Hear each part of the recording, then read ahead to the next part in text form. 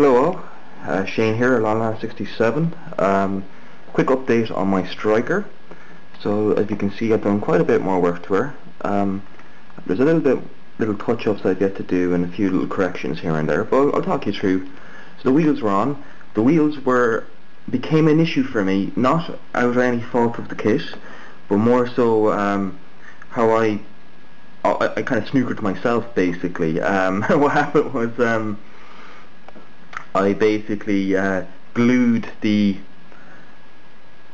I first tried to mount the wheels separately and used blue tack just to glue them on, or to tack them onto some cocktail sticks or barbecue skewers that they kept falling off. So I just took off the super glue, or I took off the blue tack, but forgot to clear the super glue from a lot of the locator pins.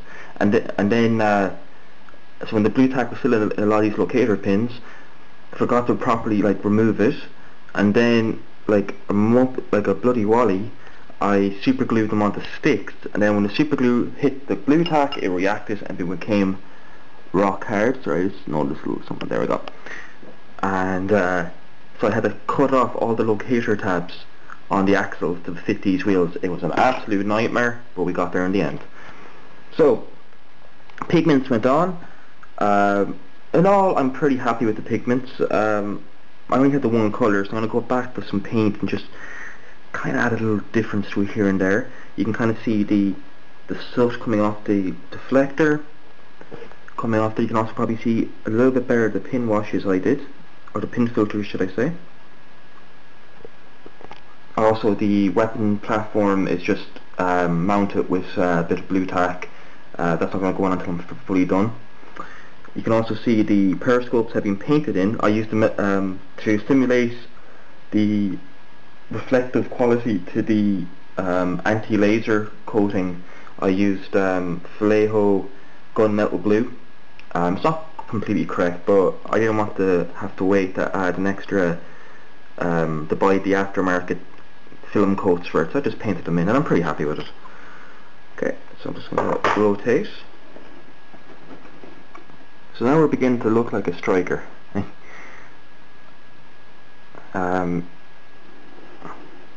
Jim Wilcox, he also I want to say a big shout out to Jim. How are you keeping, buddy? And thanks for all the comments that you've been put on my channel.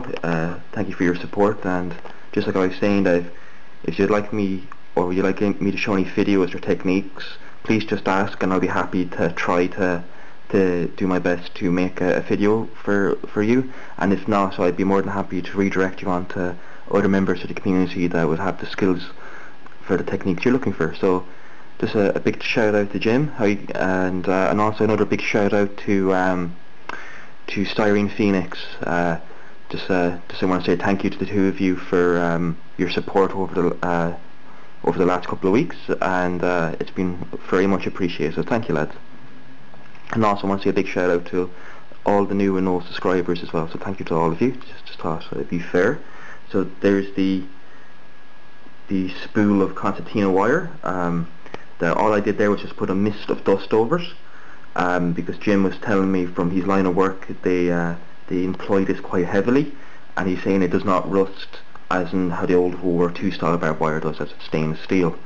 So thanks for that insight, mate, and so I took your advice, and so the wheels, as you can see, look much better, and they all for the most part actually line up with the ground, which is good.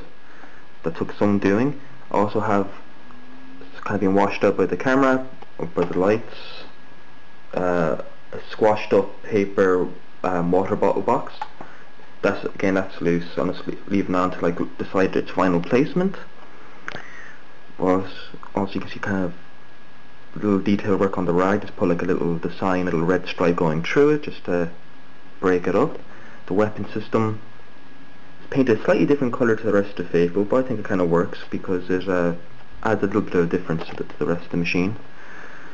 So what's next? I'm going to seal this all with matte coat or matte varnish. Then I'm going to come back in certain places and add some kind of wet mud effects with gloss varnish, and that will be that.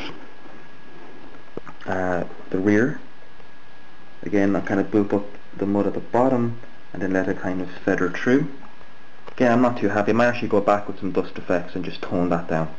When I mean dust effects, I actually just mean just Vallejo Surface Primer Desert Yellow, and just thin that down on a very low pressure setting on my air compressor, and just tone that down. So there you have it. We are slowly getting there, and what I'll just show you where the mine plow is, and we'll call this video quits. Okay, here's the mine plow. So it's been weathered in the same way. Just kind of focused most of the mud to the lower element of the blades, and I'm going to change that up when I come back in with some different colored paints, because it's all kind of monotoned and not all that happy with it. I'm not sure why my camera's behave it's getting washed out for some reason. So, and also the bottom that's been weathered, and elements at the top. So there we have it. Not too happy with the pigments on that, because it's been a long time since I actually used pigment. Though I was talking to Carlos, and he gave me some good advice with using mixtures of plaster and enamel weathering products from AK.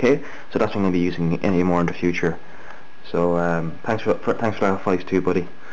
So what I'm going to do is I'll probably go in with a few different very thin glazes of paint to break that up a little bit. So thank you for watching. Stay safe, happy modelling, and always watch out for those buses. So I'll catch you in the next one. Bye bye.